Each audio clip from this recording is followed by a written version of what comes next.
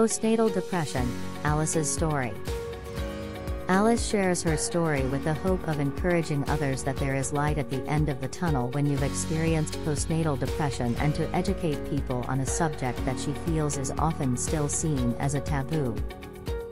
It's important that I say from the outset that everything I describe below was worth it for my daughter, Sarah. Nothing could change the love that I have for my child. My experience was a traumatic one, and I hope that my story can be used to positively help others. Less than 2 months into a new job and having forgotten to use contraception only once, I found out that I was pregnant. I was extremely shocked and in all honesty didn't want to be pregnant.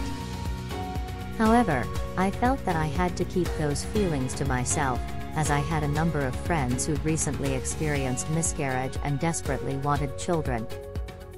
Everyone around me was so happy, but inside I wasn't. I wished someone would have told me that it was okay to not be overjoyed.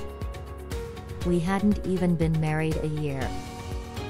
Dave was still grieving the loss of his mom, and there was so much going on in our lives. The latter weeks of my pregnancy and the birth of our daughter Sarah can be described only as the stuff of nightmares. I needed to use crutches due to pelvic girdle pain, and Sarah was 2 weeks overdue.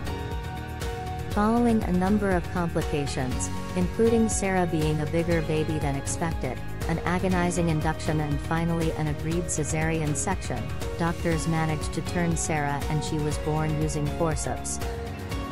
I suffered third-degree tears and lost 2 liters of blood. I spent my first night as a mum in a high-dependency unit with Sarah, who wouldn't settle as she was in so much pain and was very clingy following the traumatic birth. This all had a huge impact on how I was after the birth. I felt robbed of a good start and robbed of my voice. I felt like I always had to explain why I felt the way that I did. We all went to stay with my parents after being discharged from hospital. Everyone knew everyone in my parents' community, and the house was often filled with well-wishing neighbors. This was especially hard for Dave, who just wanted to look after me and spend time with his daughter, but found the constant stream of visitors difficult and overwhelming. I began having panic attacks at 7 p.m. every evening. In time, I realized that this was because everyone had been forced to leave the hospital at that exact time each day, leaving me alone. I began to experience an overwhelming sense of dread each evening without even having to look at the clock. Sarah had been born in June, and I was diagnosed with postnatal depression the following January.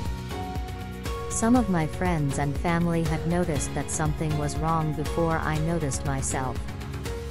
I didn't think I had postnatal depression because it wasn't a feeling of sadness or despair. It was more a sense of waking up each morning with a feeling of here we go again. I couldn't drive and also didn't get on with my health visitor. A comment about not breastfeeding had made me feel badly about myself, and using formula was putting a strain on our finances. I was always looking to the future and believing that things would just get better. I didn't want to admit defeat. In everyone's mind, when a mom's got postnatal depression, it means that she is maniacal, suicidal, and a danger to her children. None of this was true for me, and it was a big tension to manage. I wanted people to know that I was aware that I wasn't right, but I also didn't want to be judged or treated differently.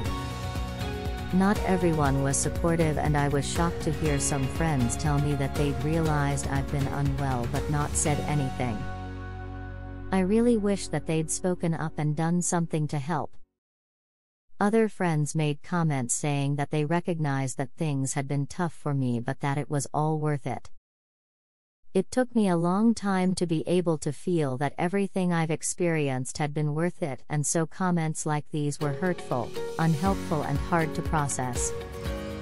This being said, I also found that many other people responded supportively when I told them how I was feeling and what was going on, which made a whole world of difference to me.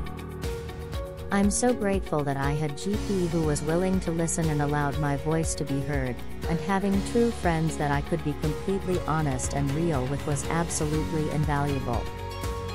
I continued to feel traumatized by what I'd experienced until Sarah was 19 months old, and I still feel robbed of her early years.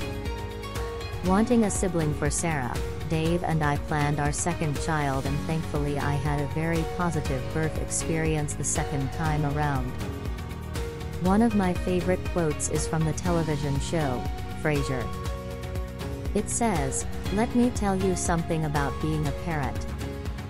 You don't just love your children, you fall in love with them."